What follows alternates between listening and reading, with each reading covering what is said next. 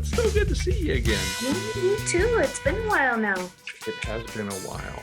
Oh my god. When was the last time we saw each other? On your sobriety birthday. Oh, that's right. Mm-hmm. No, that was actually my belly button birthday. Oh yeah, that was your belly button birthday. my recovery birthday just passed a few days ago. But yeah, oh my gosh. I got to come to Colorado to visit my daughter, Madeline. Mm-hmm. And we came down to see y'all, and you surprised me with birthday cake and lots of good company, good love, and I really appreciate that. Yeah, I'm glad to have you guys. absolutely. So, Kateri, this is No Thanks But Yes. Is a video podcast about people who have overcome, a chaotic drug relationship at some point in their life, and they've gone on to create and live authentic lives and help other people to come get them some too. And I just think it's a story that needs to be told about all these awesome people. Yeah, well, thank you for the invitation. Absolutely. So you are a person in recovery? I am a person in long-term recovery.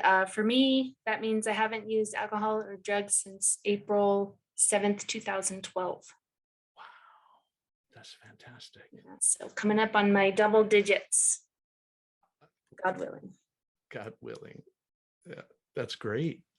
So recovery, a lot of talk in our space about what that is. And I ask everyone, what does recovery mean to you? It means to me that I get to live.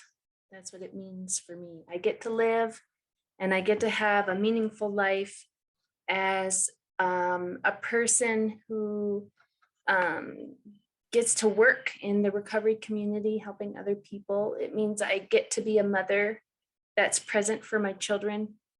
It means that I get to be, a positive contributing member of society. It means I get to be, the best version of myself that I can be for today. That I get to be the best daughter, sister, niece, friend,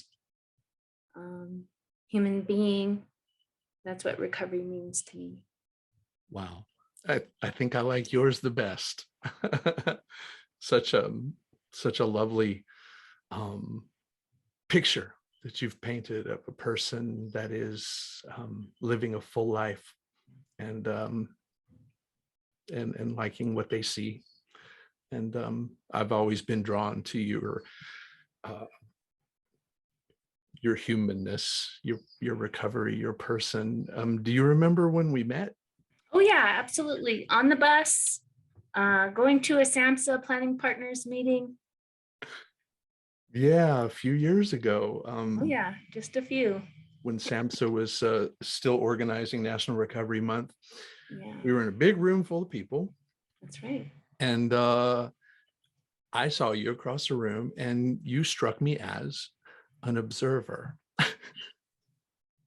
You were kind of quietly watching over there, and I'm kind of have a similar outlook as well. And I don't know. I said I had no idea who you were, and I said I think she's one of my people, and so introduced myself to you, and then we rode on the bus together to try and help organize the National Recovery Month. That's right. Right. Cool. So that was a great meeting. So you talk about some of the work that you do.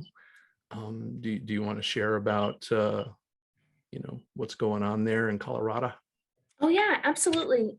So just for the record, my name is Kateri Coyhis, and I'm from the Mohican Nation. I'm an enrolled tribal member and currently serving as the executive director of White Bison, which is located here in Colorado Springs, Colorado. And we are an Indigenous 501c3 nonprofit organization. We were founded in 1988, and our mission is creating and sustaining a grassroots well-being movement that is dedicated to bringing culturally based healing for the next 7 generations of Indigenous people. Now, for anybody who might not be familiar with the term well-briety, it's not sobriety, it's well-briety. And what that means is it means to live a sober life that is balanced emotionally, mentally, physically, and spiritually. It's about whole person wellness. So it's going beyond just being sober to working on yourself as a human being. So the analogy that we like to give is, let's just say you got a jerk and he's drinking and all he does is quit drinking. Well, he's sober, but he's still a jerk. So we have to work on ourselves. And I learned very quickly when I got into recovery that it was a lot more than just abstaining from, mind-altering substances.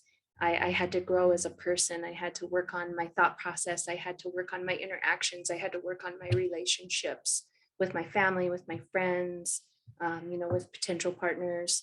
I had to work on myself so that I could be the best version of myself that I could possibly be. And, that changes. What that means for me is that changes every day, and sometimes my best is this, and sometimes my best is this, and it's kind of more like a dance, you just do your best you can for the day. But what we do here through White Bison is we are the lead organization and heading up what's called the well-being movement. So it's an international movement now, and we work with both Indigenous and non-Indigenous communities throughout Turtle Island, but we've also been able to expand into Ireland and Australia and New Zealand and Mexico and a whole bunch of other places around this earth. And well-briety is all inclusive. So we do take a culturally based approach using traditional Indigenous teachings, but these are universal human teachings too. And so we welcome everybody to come, red, yellow, black, white, mixed, men, women, doesn't matter. What we say is that this here is just an earth suit. Is an earth suit, and that's all it is, and that we're all, like children of the Creator. And so there's many, many different pathways to recovery. We're one of them, and if this way happens to speak to you, then you're welcome to sit in the circle.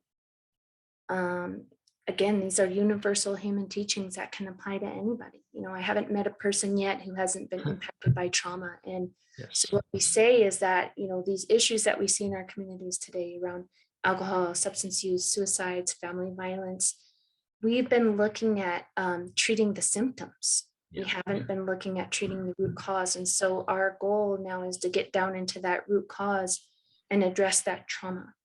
And that's going to be one of the most impactful, approaches that we can take, because we do know that trauma kind of manifests into our physical world as all these different issues that we see. And so there's a huge emphasis on healing from trauma, and we are able to do that using these traditional teachings that we weave into every program that we have. Oh, that's splendid, and I'm gratified that we're transitioning from why the drug use to why the pain, and addressing the underlying emotional and physical and spiritual pain that has led to our bonds to substances and behaviors and desires to escape. So I can relate. And you are a pathway of recovery, but as part of this ecumenical culture of recovery, this recovery movement, White Bison has been a leader in that space, influencing other leaders like Bill White and myself. I've been deeply influenced by y'all as well. And so that's one thing. You started to talk about your recovery and your recovery pathway. I'm always intrigued by your story. We all resolve some kind of problematic substance use or chaotic relationship with drugs in a variety of ways. We can go back to our faith. We can go back to our culture. many of us, because of problem severity and complexity, may need a treatment event followed by sustained recovery supports. But I've always been intrigued how your journey started. Do you want to share briefly about that?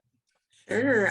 So I was 16 years old, and I was going on about a year of being addicted to meth and coke and alcohol and all these other drugs that I was doing. And I got an invitation from the president and founder of White Bison to embark upon a journey across the United States.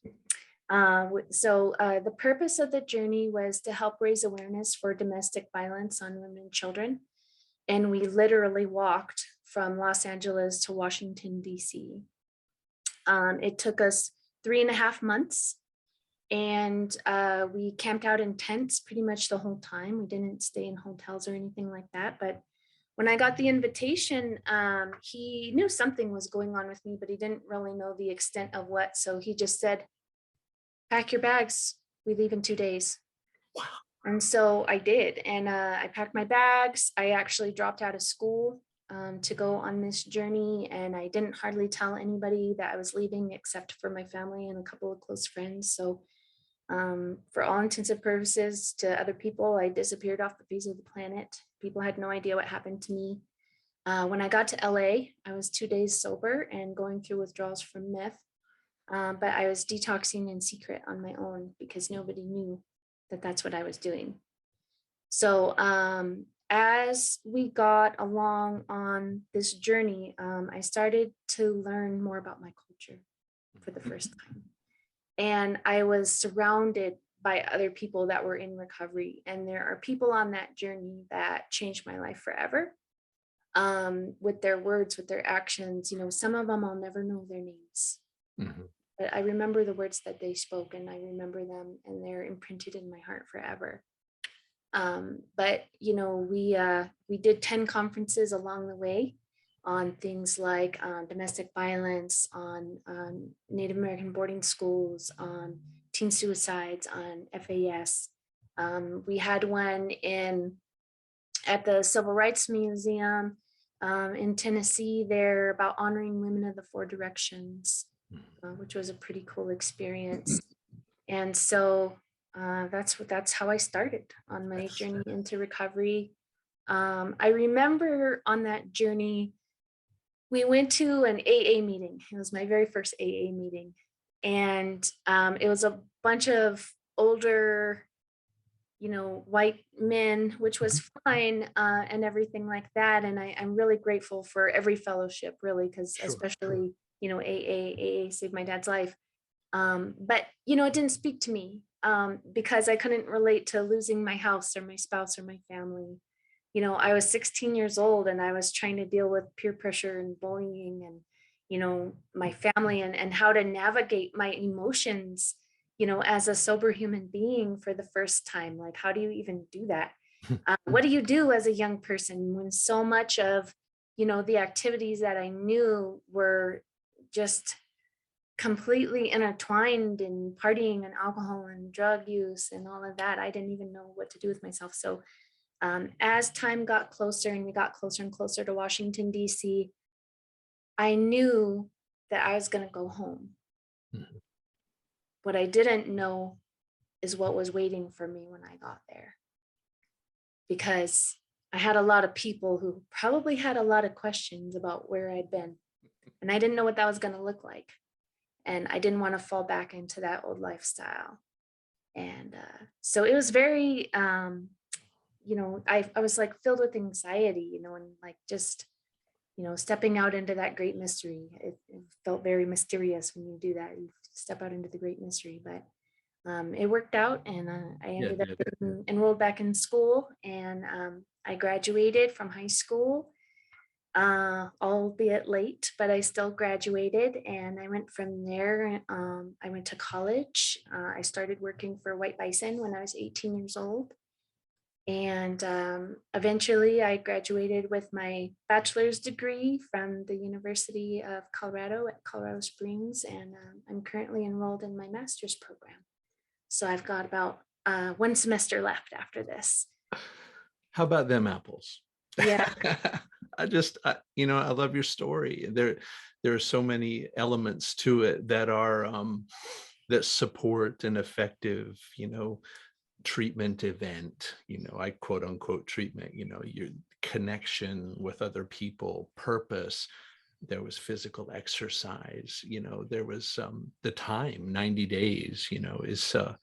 Is a crucial thing, and reconnection with culture, and y'all have done a splendid job of sharing reconnection with culture as it goes towards indigenous healing from these traumas and these bonds to alcohol and drugs. I'm really grateful for that as well. It's helped to inform my social work practice. The more that I learn about indigenous recovery, indigenous wisdom, it makes sense. Okay, so on this video podcast, we chat a little bit about why we got into recovery and how, but really we're just, we want to talk about recovery's fun. Recovery's a joy. It's not a trudge through a veil of tears, and that has been the case for me. So I want to ask you, Kateri, what do you do? What do you do to get down? What do you do to have fun? Well, first and foremost, I spend time with my family. So I have a 7-year-old daughter. I have a 4-year-old son. I have a really wonderful partner who supports me, and we have our family together. So we do a lot of family-oriented things. I like to go hiking. I like to paddleboard. I like to play the piano. And so it's actually been a really long time since I played. However, I recently acquired my grandmother, who passed away a couple of years ago. I recently acquired her piano. And so I've taken up playing again, which is really fun because growing up, my mom, she plays the piano. She's phenomenal, a phenomenal piano player. And that's what I grew up listening to in the house, was her practicing playing the piano. So it's like very comforting for me. And, kind of reminds me of like some good childhood memories that I had, because, I come from a really good family. I have a really, really good family who supports me in what I do. And they're just very kind, kind people and stuff like that. So, it's definitely something that I do for self-care. You do have a lovely family, and I'm so glad that you brought that up. But family is my beloved wife and my children, very much a part of the joy and the fun. My grandson Milo, 6 years old, part of the joy and the fun. And when I met your father for the first time, or introduced to Don Coyhis, your father, he was one of my favorite people. But then as I got to know as I got to know you better, I was like, oh man, she's one of my favorite people for sure. And you can have more than one favorite. I can have more than one favorite. The whole family. Yeah. Great. So creative outlet is important. I'm a believer that creator wants us to create, and that it is one of our foundational, fundamental needs, is to express ourselves creatively in the creator's image. And so piano, that's awesome. What else do you do on the creative side of things? Music is awesome. I love it. I write. Yes. Yeah, I do a little bit of poetry, and then I write a little bit too. Yeah. Okay. Yeah. I sing but only in the shower. Yeah, same. I like to sing, but every band I ever joined, there were always better singers than myself. So I just blew that horn. None of them could play the horn. So that's cool. Well, along with inspiring folks with the joy of recovery and the many pathways of recovery, we engage in advocacy, and we engage in messaging. And wondering if there's a message that you would like to share with our millions of listeners. We just put it out there. Oh, no pressure. No No. pressure.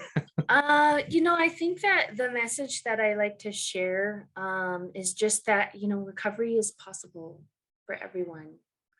It's very possible to do that. And if you're anything like me, you might not walk this recovery path with perfection, but you can walk it with perseverance. And so I would say my main message would just be don't give up. Don't give up on yourself. Don't give up on your family. Don't give up on your community. Just keep going. Into the great mystery. Yes. Oh my God, I love it. Well, Kateri, I hope that was painless. We covered a number of things, and I cannot wait to come back out and see y'all. And if you're ever in my neck of the woods, please do not hesitate. We'll bring you into our home and show you some love too, for sure. Thank you. Thank you so much. I hope to see you.